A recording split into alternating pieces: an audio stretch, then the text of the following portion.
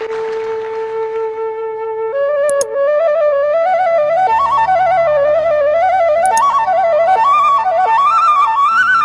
वल्लभाधीश की जय हो।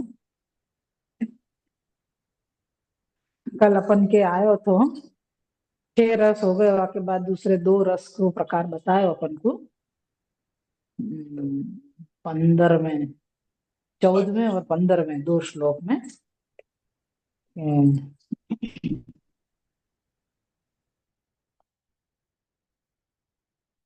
बीभत्स रस बतायो और एक रौद्र रस बतायो। बीभत्स रस में ये बतायो कि ठाकुर जी बलराम जी के चरण सेवा कर रहे हैं और उनके शरीर को मतलब मसाज वगैरह कर रहे हैं, उनके अलिंगन को।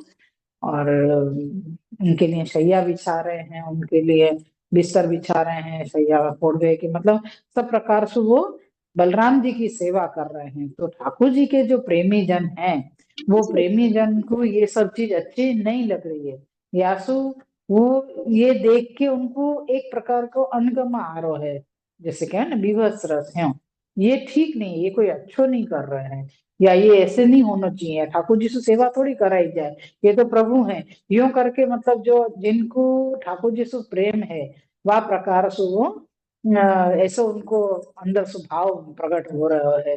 तो ये कही कि ठाकुर जी की एक ये लीला जो देख रहे हैं, उनको वो बीभत्स रस को भाव आ रहा है। फिर 15वें श्लोक में अपन को बतायो रौद्र रस को प्रकार। तो रौद्र रस में ये बता रहे हैं कि ठाकुर जी जो युद्ध कर रहे हैं, मल्ल लीला कर रहे हैं, वहां में जो मल्ल युद्ध जो भी करते हो ना बापू, क्या कहना, क्रोध आवे, तब जाके वो सामने वाले को हरावे के लिए अपनी ताकत जुटा सके। तो वाकई लिए क्रोध होनो मतलब एक आक्रोश होनो, वो जरूरी है, क्रोध आनो। तो ये कह रहे हैं कि ठाकुर जी को तो क्रोध नहीं अपन वो कर सकें कि भाई ठाकुर जी क्रोधित हो जाए तो भक्त डर जाए। तो या तो ठाकुर जी अपने क्रोध को खाली या प्रकार से बता रहे हैं कि जैसे मल्ल युद्ध में सामने वाले को न क्रोध आवे, बस तुमको ये बात मल्ल लीला के बारे में समझ लेनी है कि ने ठाकुर जी ने ये रौद्र रस प्रकट किया है। तो ये अपने 8 रस यहाँ पे भय हैं। पहले के भी 6 रस हैं जो अपन ने कल भी मनन कियो तो, और फिर से देख ले अपन। श्रृंगार रस है चकोर पक्षी में, वीर रस है क्रौंच पक्षी को, चकवा चकवी में करुण रस है, अद्भुत रस है भारद्वाज पक्षी को। फिर हास्य रस है मयूर पक्षी, मयूर के में। और भयानक रस है जो आपने प्रकट किए हो, व्याघ्र यानी बाघ और सिंह की आवाज निकाल के जो आपने प्रकट किए हो वो। फिर बीभत्स रस को प्रकार बताया, और वाके बाद रौद्र रस। ऐसे प्रकार से 8 रस हुए। आगे से महाप्रभु जी की कारिका बताई गई है, और कारिका के अंदर से आचार्य जी ये आज्ञा कर रहे हैं कि मल्ल लीला आपने 4 प्रकार की करी है। तो वो 4 प्रकार की मल्ल लीला कौन कौन सी हैं? तो कह रहे हैं कि जैसे आपने नृत्य कियो, ठाकुर जी ने मयूर के जैसे नृत्य कियो, तो वो आपने काया के द्वारा मल्ल लीला करी। फिर आपने गान कियो, पूजन कियो ना, जैसे अपन ने कलहंस की तरह पूजन कियो, या और सारी पक्षी की तरह आपने ऐसी ध्वनि निकाली, तो वह प्रकार को आप गान करनो के में, तो वो वाणी, वाणी को मल्ल लीला, वाणी के द्वारा मल्ल लीला करी। फिर तीसरी बताई अपनी ही अपने मन मतलब प्रशंसा करना, खुद ही खुद की प्रशंसा कर रहे हैं, और अपनी प्रशंसा करते हुए फुलझड़ियां छोड़ रहे हैं। वो प्रकार में मानसी मल्ल लीला बताई गई यहाँ पे। और एक मतलब हम एक प्रकार ये भी बताए हो कि सामने कोई कितने गोप बालकन की आप हंसी उड़ा रहे हैं, कितने गोप बालकन की आप प्रशंसा कर रहे हैं। तो यह प्रकार सु और मल्ल लीला तो ठाकुर जी ने और बलराम जी ने करी, क्योंकि ठाकुर जी जैसे योद्धा, वीर और ताकतवर, सामर्थ्यवान और कोई नहीं है। तो ठाकुर जी ने जब बलराम जी के साथ में मल्ल लीला करी, मल्ल युद्ध कियो, तो बलराम जी बहुत ज्यादा थक गए। ठाकुर जी के सामने वो अपनो जोर नहीं लगा सके। तो मतलब फिर भी उनके साथ लड़ने के लिए उनने जो भी ताकत लगाई, वाके कारण उनको अंग अंग दुखने लग गयो। तुम लोग ये या बात को महसूस करियो, कभी कोई भारी वजन उठाना है ना, अपन को उठाना ही पड़े ऐसी अपनी स्थिति होवे, कोई मदद वालो नहीं होवे, और लेकिन वह वजन को अपन को वहां से हटाना ही पड़े, चाहे कोई वो सामान होए, कोई पत्थर होए, कछु भी हो। तो ऐसी चीज में जब अपन को बहुत ज्यादा ताकत लगानी पड़े ना, तो वहां समय तो अपन जोश जोश में वो काम कर ले, लेकिन जब वाकई वो काम हो जाए, वाके बाद अपने शरीर को एक एक नस नस दुखे अपनी, क्योंकि अपने में ताकत नहीं है, लेकिन अपन ने ताकत से ज्यादा वामे ताकत लगा के और इन्हें वाको वा चीज को अपन ने हटायो या वा चीज को अपन ने उठायो, चाहे वो बड़ी भारी जल की भरी हुई गागर क्यों ना होए, या चाहे कोई ऐसी पेटी है, कोई ऐसा सामान है, कोई ऐसा पत्थर है जाको हटाना पड़े, और अपन को वहां से रास्ता चाहिए जावे के लिए, बहुत सारे ऐसा कुछ हो, तो आके बाद अपन को मतलब ऐसे हो जो बिल्कुल निढाल हो जावे अपन। कोई अपन को केवे ना कि भाई यहाँ से यहाँ पे खाली हाथ तुम पलटो या तुम करवट बदल लो या कछु भी, तो भी अपन कहने के नहीं भाई, अभी तो बिल्कुल ताकत नहीं है, तुम कुछ बोलो ही मत, अभी तो अपनी ऐसी स्थिति हो जाए। वही स्थिति या समय पे अभी बलराम जी की हो रही है, क्योंकि ठाकुर जी के सामने उनकी बाकी बलशाली, उनको नाम ही है बल, तो वो बलशाली है, यासु उनको नाम बलराम जी है, बलभद्र जी है, लेकिन फिर भी उनकी ताकत जो है वो ठाकुर जी के सामने नहीं मतलब काम लगी। तो उनने ज्यादा जितनी ताकत लगाने की कोशिश करी, उनके इतने अंग में पीड़ा भई। तो ये जो सारो क्रम हतो, तो वो क्रम देख के मतलब फिर बिल्कुल वो ऐसे निढाल हो गए कि एक गोप के गोदी में अपने श्रीमस्तक रख के बलराम जी सो गए। ठाकुर जी इतनी सेवा कर रहे हैं, वो उनको पता चल रही है कि भाई ये सेवा कर रहे हैं, ठाकुर जी कर रहे हैं, श्री कृष्ण कर रहे हैं, कि मेरी चरण सेवा कर रहे हैं, या मेरे हाथ पांव दबा रहे हैं, मेरा शरीर दबा रहे हैं, सब कुछ कर रहे हैं, मेरे लिए शैया बना रहे हैं, मेरे को ओढ़वे की तैयारी कर रहे हैं, सब कुछ कर रहे हैं, लेकिन मेरे को प्रतिकार करने की या मना करने की भी मेरे में ताकत नहीं है।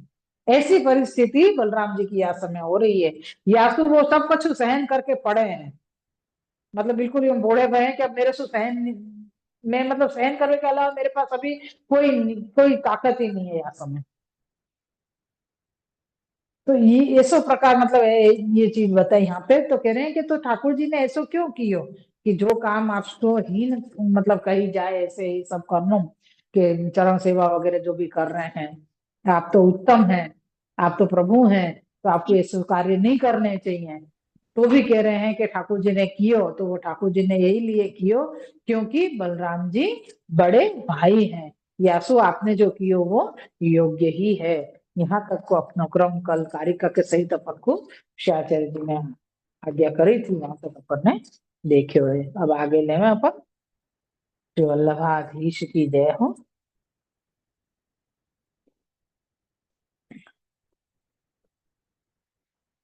श्री कृष्णाय नमः, श्री गोपीजन वल्लभाय नमः, श्री वागपति चरण कमलेभ्यो नमः।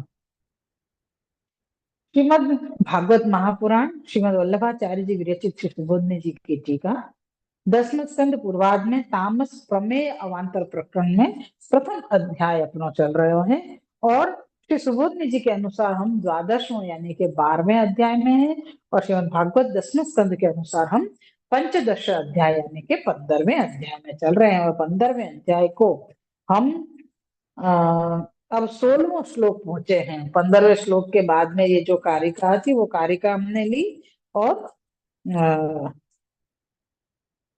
यहाँ पे 16वां श्लोक अपन आए हैं। आभास है आपको? शांत रस लीला माह क्वचित पल्लव तल्पे स्वीति। आभास आते इस श्लोक में शांत रस लीला का वर्णन करते हैं। श्लोक 16। क्वचित पल्लव पल्लव तल्पेशु नियुद्ध श्रम कर्षित वृक्ष मूलाश्रय सेते गोपोत्संगोपबर्हण। श्लोकार्थ। ऐसे वृंदावन में प्रसन्न मन वाले लक्ष्मी युक्त श्री कृष्ण बाहु युद्ध के श्रम को जीतने वाले वे श्री कृष्ण कभी वृक्षों के मूलों में नवीन कोमल पत्तों की शैयाओं पर गोपों के उत्संगों को तकिए बनाकर शयन करते हैं। बहुत सुंदर बता रहे हैं यहाँ पे ठाकुर जी की लीला। कि सुबोधनी जी है, आके देखें। शयानो हि शांत एव इव भवति नियुद्धम बाहुयुद्धम तत्र यः श्रमः सकर्षितो येन।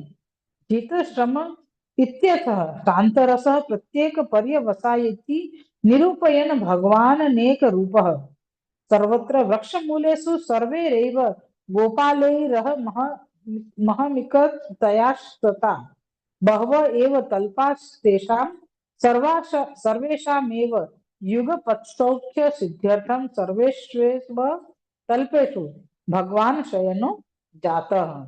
यहाँ से लेके ते ही वैश्या अत्यः स्वधर्मख्यापकम् उत्संग पदम उपबर्हणम शिरस उपधानम, यहाँ तक कि श्री सुबोधने जी हैं, यहाँ व्याख्यात है। श्री वल्लभ भगवान बाहु युद्ध से उत्पन्न श्रम को जीतकर शयन कर रहे हैं, अतः शांत जैसे हैं। शांत होने से यह भगवान की लीला शांत रस प्रकट करने वाली है। इस शांत रस का परिणाम प्रत्येक गोप में पृथक पृथक प्रकार से हुआ। प्रत्येक गोप में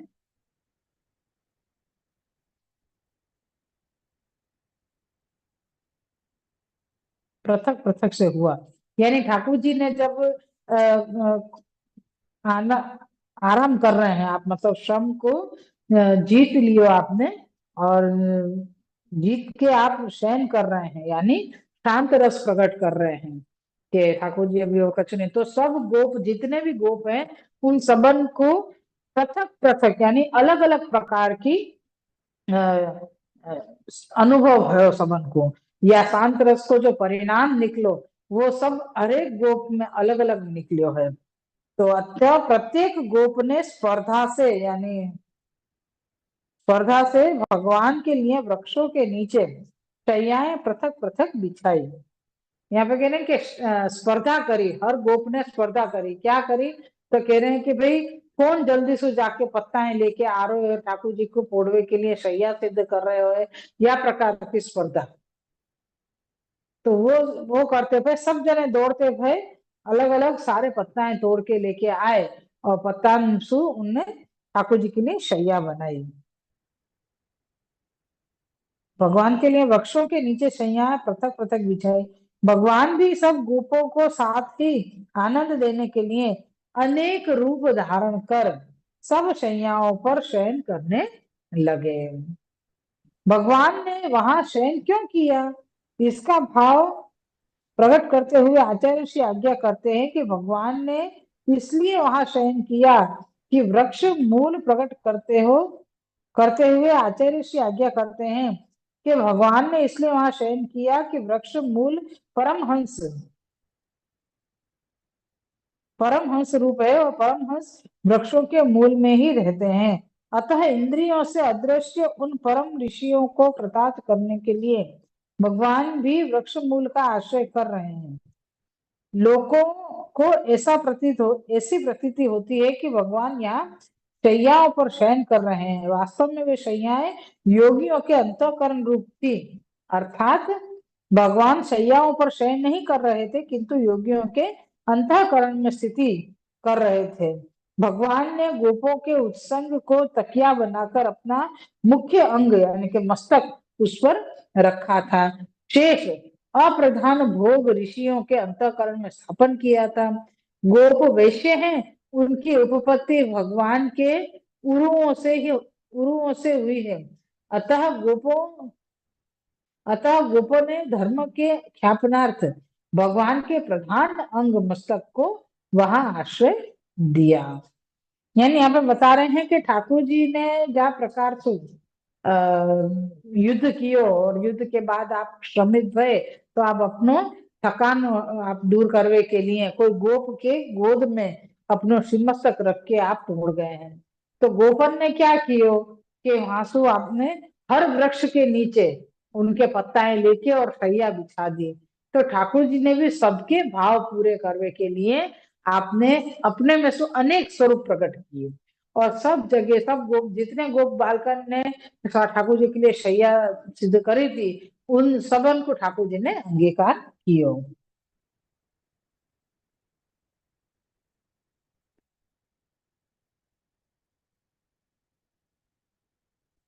और कहाँ है यहाँ पे? गोप वैश्य हैं, उनकी उत्पत्ति उत्पत्ति भगवान के उरुव से हुई है। अतः गोपों ने अपने धर्म के ख्यापनार्थ भगवान के प्रधान अंग यानी मस्तक को आपने वहां पे आश्रय दियो। क्यों आश्रय दियो? मतलब ठाकुर जी के श्रीमस्तक को भी आश्रय कौन दे सके? ठाकुर जी ने गोप बालकन की गोदी में अपनो माथा रखियो ने, उत्संग यानी गोदी, और श्रीमस्तक यानी माथा रखे पोड़े आप, यानी गोदी को तकिया बना के आप पोड़े। तो यहाँ पे कह रहे हैं कि गोप जो हैं बालक, उनकी उत्पत्ति भगवान के उरुओं से हुई है। उरु मतलब ये भुजा, उरुस्थल से। तो वहां पे आपने श्रीमस्तक रखे हो ना, कि ना माथा कंधा पे माथा रखे, तो कंधा भाई है। तो वहां पे आप ठाकुर जी फोड़ के और अपनो श्रम दूर कर रहे हैं। ये अपना 16वां श्लोक यहाँ पे पूरा भयो है।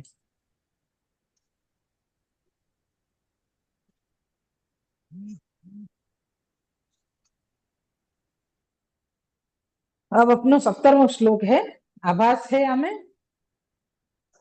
भक्ति रस माह पाद संवाहनम चक्रु रीति केचिदिति दुर्लभा। आभासार्थ है। इस 70वें श्लोक में भक्ति रस का वर्णन करते हैं। श्लोक: पाद संवाहनम चक्रु केचिदस्य महात्मनः अपरे हत पापना पापानो व्यजनैः समविजयन समविजयन। श्लोकार्थ है। कितने ग्वाल इन महात्मा श्री कृष्ण के पैर दाग रहे हैं, कितने निष्पाप पत्ते आदि से बनाए हुए पंखों से हवा कर रहे हैं। श्री सुबोधनी जी हैं या कि अस्येति शांत रसाभिनयक अभि रसाभिनयक तुम्हारे रसाभिनयक कर्तुः।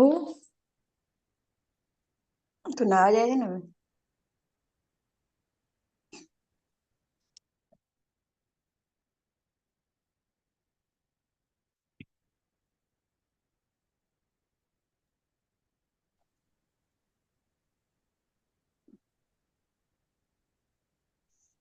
सुबोधनी जी हैं या कि अस्येति शांत रसाभिनय कर्तुः सर्व रसास्वादकस्य वा महात्मन इति ततोप्यधिकस्य रसान्तरम् उत्पादयितुं समर्थस्य पाद संवाहनमत्र दास्यम्। अन्ये पुनः कर्म मार्गानुसारेणापि भक्तिं कुर्वाणा हत पापान्नो निष्कल्पा निष्कल्मषाः कर्मिणां पाप संभावना वर्तत इति तन्निवारण तन्निर तन्निराकरणार्थं मुक्तं हत पापान् इति ते ह्यासन्योपासकाः पूर्व तेनैव तथा कृताः। अतो वायोः साम्यात् हेतुभिर्व्यजनैः सम्यग् विजयन् एवमुभयविधा अपि भगवत् सेवा लक्षणं भक्तिरसं भगवत् सन्निधानान् लभन्त इति भक्ति रस सहिता भगवत एव लीला। यहाँ तक कि अपन ने पूरी सुबोधनी जी ले लिया कि क्या की व्याख्या थे। कोई इन भगवान के चरण दापते थे, कोई कहने का भाव यह है कि पाद दबाने की सेवा करने वाले भक्त दुर्लभ होते हैं। इन शब्द कहने का भाव प्रकट करते हुए कहते हैं कि जो शांत रस का अभिनय करने वाले और सर्व प्रकार के रसों का जो आस्वादन करने वाले हैं, उससे भी नव रसों से भी अधिक अन्य 10वें रसों भी उत्पन्न करने में समर्थ हैं। अतः वे महात्मा हैं। उन महात्मा भगवान के पादों को दबाना यानी दास्य भक्ति है। कर्म मार्गियों में यद्यपि कुछ पाप संभावना रहती है, किंतु यहाँ कर्म मार्गानुसारी भी जिन्होंने भक्ति की है वे निष्पाप हो गए हैं। भक्ति रस को वर्णन यहाँ में आ रहे हो या कि पहले जो अपन को रस बताया वो कौन सा હતો? शांत रस હતો। अब ये 70वें श्लोक में अपन को यहाँ पे भक्ति रस को प्रकार बता रहे हैं कि ठाकुर जी के चरणारविंद कोई दाब रहे है तो कोई केवे सु का मतलब है तो कि ऐसे भी ठाकुर जी के चरणारविंद की सेवा करने वाले पे बहुत कम हो गए हैं। लेकिन यहाँ पे जो ऐसे भक्त दुर्लभ है, यहाँ पे यूं बताया ना कि जो चरण सेवा करने वाले जो हैं ऐसे भक्त दुर्लभ हो गए हैं। तो इन शब्द कहने का भाव प्रकट करते हुए कहते हैं कि जो शांत रस को अभिनय करने वाले ठाकुर जी को कम भयो ये बतायो ना कि भी मल्ल युद्ध कियो बलराम जी के साथ तो बलराम जी की पीड़ा जो भई या बलराम जी को जो श्रम भयो वाको निवारण तो ठाकुर जी ने करो। तो ठाकुर जी को जो श्रम भयो वाको निवारण कौन करेगा? तो अकेले हैं ठाकुर जी। बिल्कुल आप भी ऐसे शांत होके और एक गोप के गोदी में आप श्रीमस्तक रख के और आप ही पोड़ गए हैं। तो ठाकुर जी पोड़े हैं तो वहां पे सब जो आपके जो भक्त हैं गोप बालक जो हैं वो आपके चरण सेवा कर रहे हैं और चरण सेवा करते भय शांत रस को जो अभिनय प्रकट करे है सर्व प्रकार के रसों का जो आस्वादन करने वाले हैं उसमें भी 9 रसों से भी अधिक अन्य 10वें रस को भी उत्पन्न करने में समर्थ हैं। अतः वे महात्मा हैं। उन महात्मा भगवान के पादों का दाबना इन्हें दास्य भक्ति है। कर्म मार्गियों में यद्यपि कुछ पाप संभावना रहती है किंतु यहाँ कर्म मार्गानुसारी भी जिन्होंने भक्ति की है वे निष्पाप हो गए हैं। प्राण की ये सब आसन्य उपासना करते हैं, आसन्य उपासना करने वाले हैं। आसन्य यानी प्राण की उपासना यानी प्राण की रक्षा करने वाले जीव हैं। तो आसन्य ने पहले ही इनको भगवान का भक्त बना दिया था। अतः इन्होंने प्राण वायु के साम्य वाली क्रिया से अधिक अर्थात पंख से वायु करते हुए भगवान की सेवा की और दोनों प्रकार के गोपों ने भगवान के सानिध्य से भक्ति रस की प्राप्ति की। यह भगवान की लीला भक्ति रस वाली है। अब यहाँ पे अपना ये 70वां श्लोक भी पूरा है। यहाँ पे बता रहे हैं कि ठाकुर जी पहले शांत रस को प्रकार बतायो और फिर है जो शांत रस के बाद आयो भक्ति रस और भक्ति रस में ठाकुर जी क्या प्रकार सु यहाँ पे क्रम बतायो कि ठाकुर जी के कोई चरण दाब रहे हो है ठाकुर जी को श्रम निवारण कर रहे हो है लेकिन ऐसे भक्त तो दुर्लभ हैं। लेकिन इन शब्दों सु शांत रस को अनुभव कर रहे हैं ठाकुर जी और आप वहां पे दर्शन दे रहे हैं।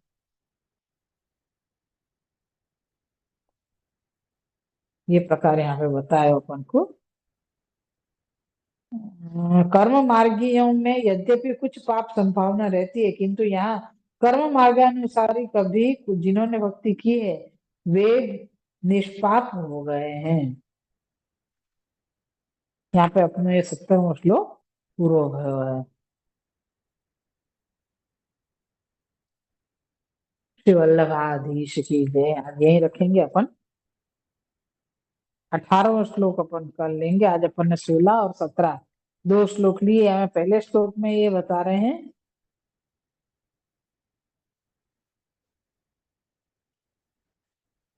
यहाँ पे अपन ने कारिका ली ठाकुर जी ने मल्ल लीला करी और वाके बाद आप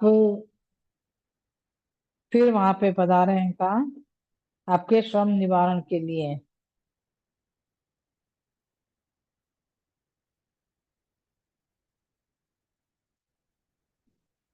ये सारा प्रकार यहाँ पे आया है। अब अपन कोई 10 श्लोक में 10 श्लोक में तो नहीं पर 10 प्रकार की जो भक्ति है नवधा भक्ति मतलब 9 प्रकार की का क्रम भी अपन थोड़ा आगे लेके पूरा करेंगे।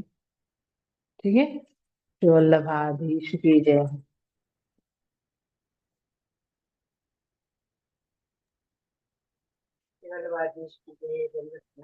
अल्लाह के लिए को आशीर्वाद सबको राजा दंडवत प्रणाम। दंडवत वल्लभ प्रणाम खूब वाला है। आशीर्वाद दंडवत प्रणाम वाला। खूब आशीर्वाद संता बहन खूब आशीर्वाद जय चलो धन्यवाद जीजे वाला। हाँ धन्यवाद जीजे। खूब आशीर्वाद खूब धन्यवाद जीजे वाला। आशीर्वाद राजा दंडवत प्रणाम। खूब दंडवत आशीर्वाद प्रणाम। प्रणाम। खूब जीजे आशीर्वाद अद्भुत रस को कौन सा पक्षी बतायो? मैं भूल गई वो। अद्भुत रस में भारद्वाज पक्षी बताया। अच्छा भारद्वाज पक्षी, हाँ। भारद्वाज को जो, हाँ, भारद्वाज जो ऋषि हैं उनने अपने मूल को पात्र में निकाल लियो, मतलब तो वो वाको आपने अग्नि में डालो तो वो हाँसू भारद्वाज यानी कि द्रोण पात्र में रखो ना तो द्रोण प्रकट हो गयो। अग्नि में नहीं डालो, पात्र में रखे तो द्रोण ऋषि प्रकट भय हमें सु, तो वो अद्भुत प्रकार से प्रकटे। ऐसे ही वो भारद्वाज पक्षी है, वो भी ऐसे अद्भुत प्रकार से ही मतलब प्रकट भयो है। या सु बराबर। अद्भुत रस बताया हुआ है। अच्छा, हाँ, बराबर, धन्यवाद। धन्यवाद प्रणाम। हाँ, खूब आशीर्वाद।